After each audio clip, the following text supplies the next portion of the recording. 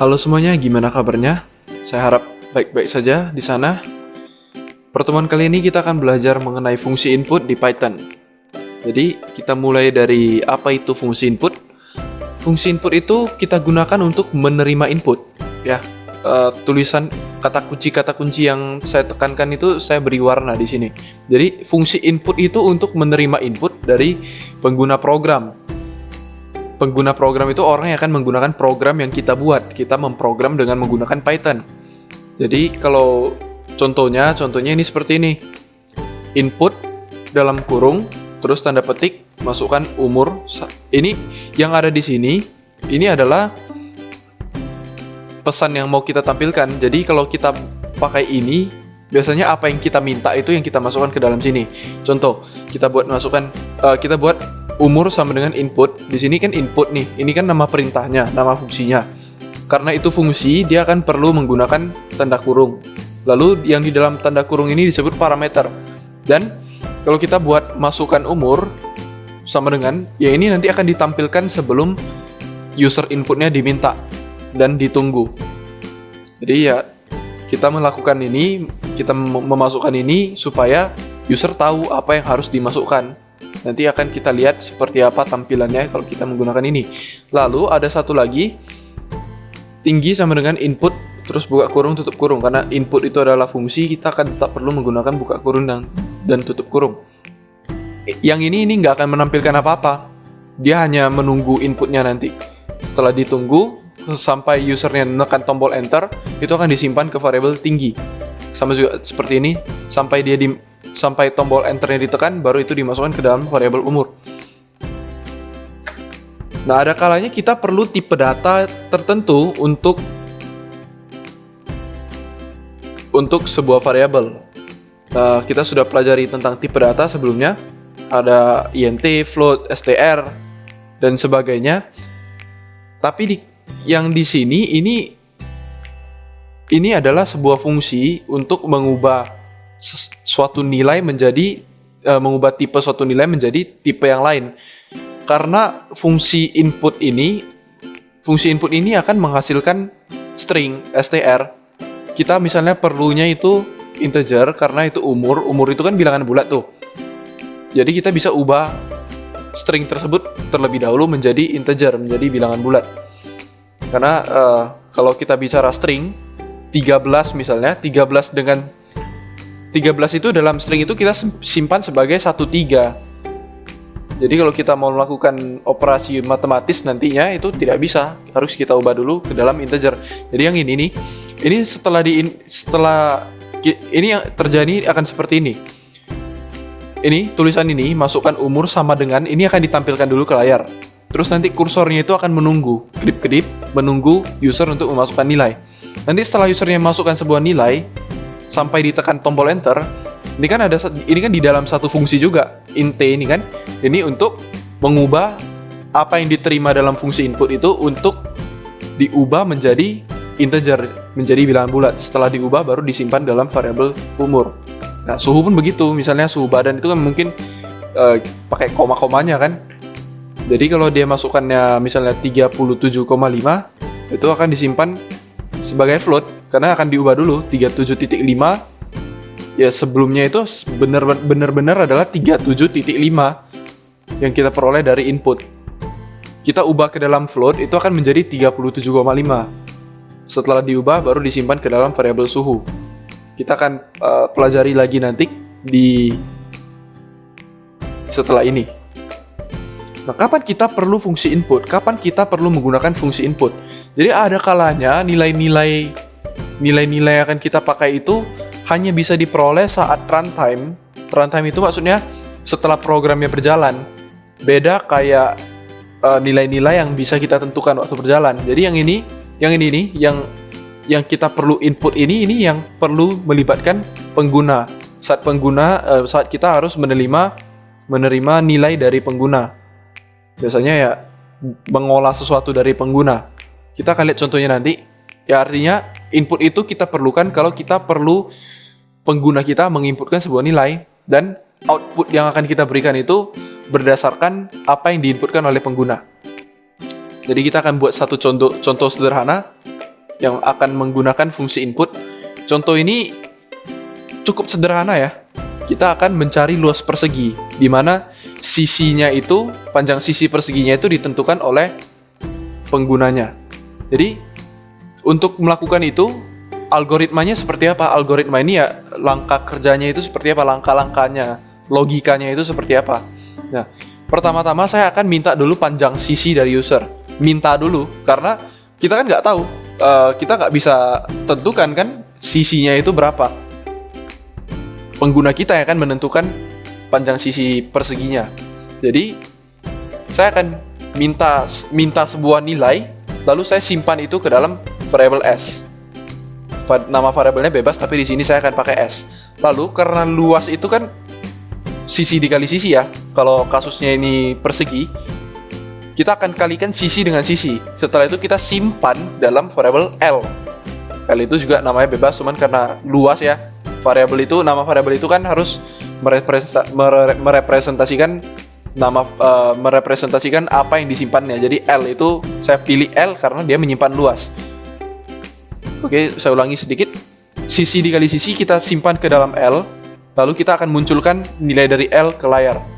Yang pertama yang di poin 1 itu kita sudah pasti menggunakan input. Poin kedua itu adalah prosesnya. Poin ketiga itu outputnya. Ini algoritma yang cukup sederhana dan cukup mendasar. Kita akan praktekkan ini di idle, atau kalian bisa praktekkan ini di HP kalian. Jadi saya akan buka idle.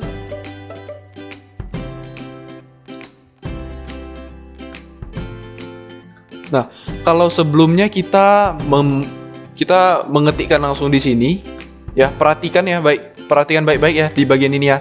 Kalau sebelumnya kita mengetikkan langsung di sini, kali ini kita akan membuat kodenya terlebih dahulu, lalu mengeksekusinya semua kodenya itu secara bersamaan. Kalau kita pakai di sini, ini akan membuat instruksi yang kita ketik itu dieksekusi satu persatu. Contohnya print A seperti ini. Begitu kita tekan enter, ini kan langsung dieksekusi. Jadi kita, karena ini nanti hasilnya sebuah program, kita yang membuat kode dan orang lain yang menjalankan kodenya. Jadi sekali jalan itu semua baris kodenya yang kita buat. Jadi kita tidak bisa melakukan seperti ini. Ini kan mengeksekusi satu per satu baris. Kita harus buat satu file. Klik saja di file, lalu new file. Nah, di sini kita akan membuat kode program Python kita dan nanti bisa dijalankan oleh orang lain. Nah, kalau ini hanya kita lakukan kalau kita bekerja di idle ya. Kalau kita pakai editor lain atau mungkin kalian kerjakan di Android itu seperti yang saya tahu sih tidak perlu melakukan ini karena bawaannya defaultnya memang sudah seperti ini. Jadi, oke, saya kembali lagi ke langkah-langkahnya tadi, ke algoritmanya. Saya akan minta panjang sisi dari user simpan dalam variabel s. Jadi, cara menuliskannya itu yang perlu kita pelajari. Simpan, kita minta dulu dari pengguna simpan ke dalam s. Berarti yang bisa saya tuliskan itu seperti ini. S adalah kita peroleh dari input seperti ini ya. Lalu di dalamnya ini apa isi pesannya? Jadi saya masukkan panjang sama dengan seperti ini.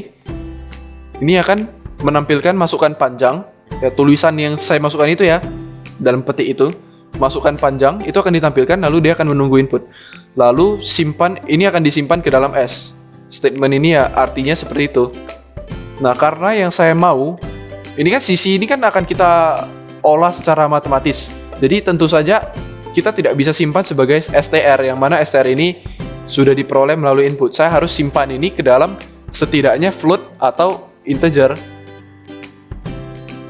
Integer itu kan tidak bisa berkoma ya. Kalau kita mau berkoma, kita perlu float. Jadi untuk antisipasi saja, mana tahu yang dimasukkannya berkoma ya. Saya pakai float saja. Float dalam kurung input. Jadinya seperti ini. Terima dulu inputnya, ubah dia menjadi float, simpan ke dalam variable s.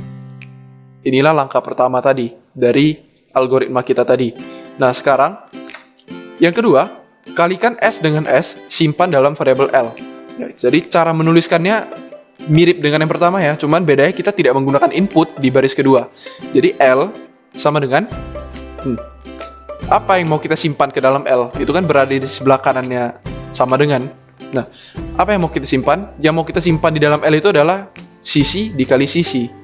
Kali itu kita pakai bintang di sini. S kali S kita simpan ke dalam L. Oke. Ini saya pikir ini tidak sulit dipahami.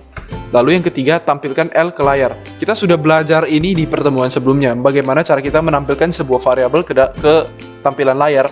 Jadi setelah kita terima inputnya, kita olah menjadi sebuah data yang baru, yaitu yang kita simpan di dalam L. Itu kan menyimpan luas tuh. Kita mau tampilkan L sebagai output dari program kita. Jadi menampilkan masih sama dengan yang hari itu, kita pakai print, buka kurung, apa yang mau kita cetak. Nah, saya mau cetak misalnya sisi luas persegi adalah, lalu saya buat koma L seperti ini. Ini cara saya menuliskannya pada langkah ketiga. Oke, untuk menjalankannya saya tinggal klik run modul atau tekan F5 di keyboard Anda. Nanti akan muncul seperti ini. Kalau kita belum pernah menyimpan filenya, source must be saved. Oke, to save, kita akan klik OK, lalu simpanlah file ini di tempat di mana kita bisa mengingatnya dan bisa kita ambil nantinya. Saya simpan di desktop saja. Namanya akan saya buat luas persegi. Save. Kalian bisa simpan dengan nama apa saja nanti, yang penting kalian ingat. Nah, ini setelah kita menjalankan tadi ya, ini kan tampilan setelah dijalankan ya. Ini sesuai dengan yang saya bilang tadi. Ini kan ada, coba saya turunkan ini. Nah, lihat ini. Masukkan panjang. Yang ini, masukkan panjang yang ini ditampilkan di sini. Masukkan panjang. Nah, ini supaya usernya tahu apa yang diminta. Jadi kalau panjangnya itu misalnya 80, saat kita tekan enter, setelah kita tekan enter itu akan diolah dulu ya menjadi bilangan pecahan. Float ini ya, sesuai dengan fungsi ini, float. Lalu simpan itu ke dalam S, variable S. Saya tekan enter. Lalu setelah saya tekan enter, setelah disimpan tadi, itu juga baris kedua ini juga akan langsung dijalankan. S kali S itu kan kalau pada kasus ini saya masukkan 80, berarti 80 kali 80 6400 itu akan disimpan ke dalam L, ke dalam variabel L. Lalu di baris ketiga, print luas persegi adalah koma L. Ini adalah untuk menampilkan nilai dari L-nya. Coba saya jalankan saja di sini. Oke, lihat di sini. Luas persegi adalah 6400,0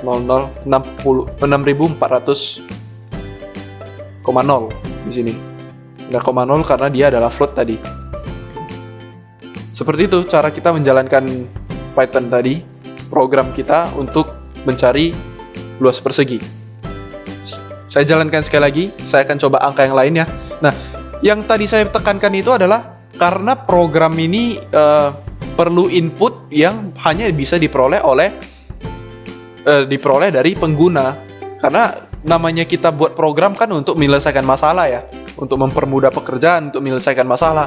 Dan kasus yang ini kan program kita adalah untuk memecahkan masalah di mana kita akan mencari luas persegi dan kita menerima panjang sisi persegi dan menyelesaikan permasalahan untuk mencari luas dari persegi. Nah, sisinya ini ya tidak bisa kita tentukan di program. Sisi ini hanya ditentukan oleh user karena itu permasalahan yang mau kita selesaikan. Jadi kalau saya jalankan saja sekali lagi, saya tekan F5. Oke. Tadi float. Saya akan coba mungkin 5,5. Saya tekan enter. Kan dikalikan. Hasilnya 30,25. Nah, seperti inilah program untuk mencari luas persegi. Ini salah satu program sederhana ini ya. Nah, contoh lainnya, kalau kita mau, tadi ini kan saya pakai float. Apa jadinya kalau saya pakai int? Saya jalankan lagi.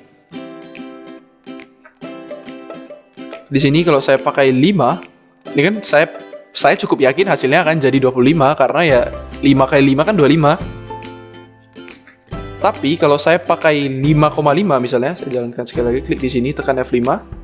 Kalau di sini saya buat 5,5, sama seperti di atas tadi ya. Ini kan 5,5 ya. Kalau saya tekan enter di sini, ini akan jadi error. Karena INT tidak bisa mengambil nilai ini. Ini tidak bisa diubah menjadi INT, tidak bisa diubah menjadi bilangan bulat. Tapi kalau untuk memang inputnya adalah bilangan bulat, ya tidak masalah mengubahnya itu menjadi bilangan bulat. Itu saja program kita pada pertemuan kali ini. Nah, saya ingin kita semua nanti membuat program untuk mencari luas segitiga. Jadi, kalau di program luas segitiga itu pastinya variabel yang diperlukan sedikit berbeda dari ini. Oke, algoritma saya buat sedikit tambahan. Luas segitiga. Mencari luas segitiga. Saya akan bantu kalian membuatkan langkah-langkahnya. Nanti kalian implementasikan atau buatkan langkah-langkah ini ke dalam program. Jadi apa yang kita perlukan untuk mencari luas segitiga? Apa yang menjadi input dari program kita? Ya tentu saja alas dan tinggi. Karena ingat saja luas itu kan alas kali tinggi bagi 2 tuh. Jadi yang kita perlukan pertama-tama kita akan minta alas panjang sisi alas dari user simpan dalam variabel A. Setelah itu saya akan minta tinggi segitiganya. Saya minta tinggi segitiga dari user simpan ke dalam variabel T. Setelah itu prosesnya apa untuk mendapatkan luas? Ya, saya akan kalikan A dengan T lalu bagi 2. Simpan dalam variabel L, tampilkan L ke layar.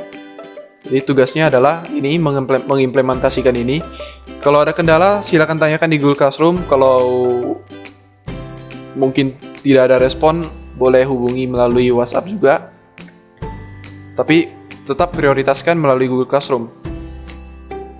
Dan ya saya harap semua kita aktif melakukan yang ini karena ini merupakan hal yang sangat mendasar dalam membuat program Python.